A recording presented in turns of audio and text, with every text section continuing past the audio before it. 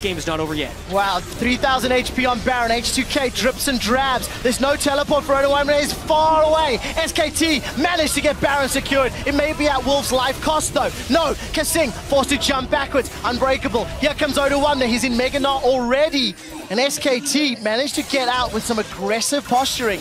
Baron secured, and that dragon as well. And we really get to see why Fiora is such a powerful pick on this patch right here. The damage you can deal whenever Marin jumped in a matter of just 2 seconds, he would chunk H2K down to nothing.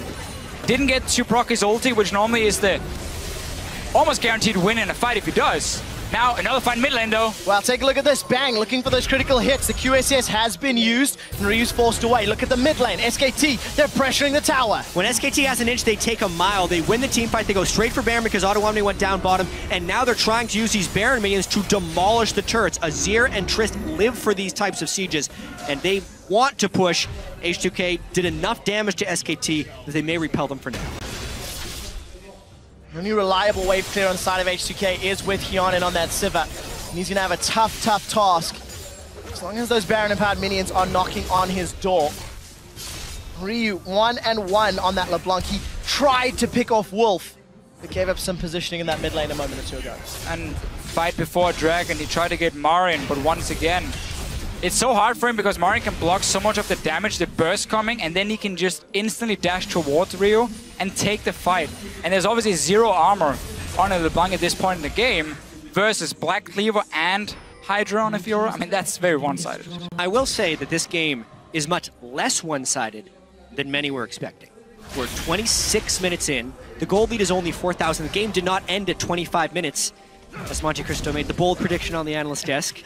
But this one, H2K, if that dragon fight, if they don't overcommit onto Marin, they could actually still be winning this game. Well, Kasing's in trouble. On the hunt's been used by Hyeonin, and the Glacial Fissure was thrown down. Kasing's life is forfeit. SKT, 4-man strong, will take themselves their 4th tower. Well, they did overcommit onto Marin at the dragon fight, and now they're paying some pretty harsh consequences. One mistake has led into a chain of others. H2K does feel out of sorts here. They're trying desperately to stop this, but it's probably inhibitor ground. SKT showed respect to H2K. They didn't try and overcommit in the early game. They played out the lanes. They knew they had the pushing advantage. Could just wait for key items, and they still have the Baron buff. Well, we just talked about how it's 26 minutes in and the game's not over. We may need to revisit that discussion in 10 seconds, gentlemen. We do see Ryu still looking for a target, but not going to find one. And SKT not going to overcommit. The death timers were still low, and Kasing was able to respawn. And that's been the thing here for SK Telecom. They've felt in control almost all game long. That was a very good move for H2K with the dive on the top side of the map.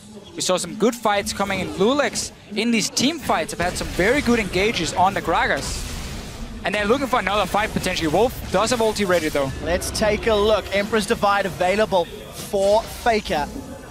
And the threat means H2K will back away. Teleport's available for Marin. He continues to pressure the bottom lane. And Supers will be knocking on the steps of H2K's base shortly. H2K starting to come apart at the seams. Looking maybe for a desperate play to get themselves back into it. Yeah, and the trickiest thing about this is even a desperate play that works might still grant SKT an advantage. Marin is such a monster in the split push here. Maybe Odoamne can't even stop him from continuing the push, and that just makes a 4-on-4 with all the disengage on the side of SKT's 4.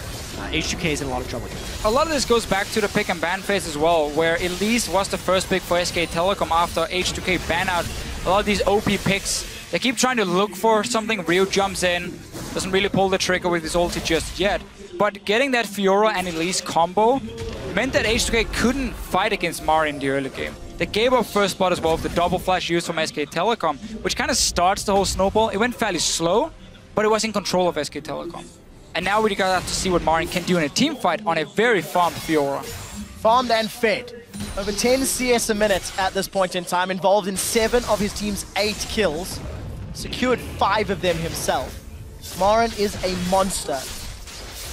And is able to just pick apart whoever he chooses. Yeah, 4,400 gold difference there, and you can see SKT gained 2,400 gold from the moment right before they had Baron till the expiration of the buff.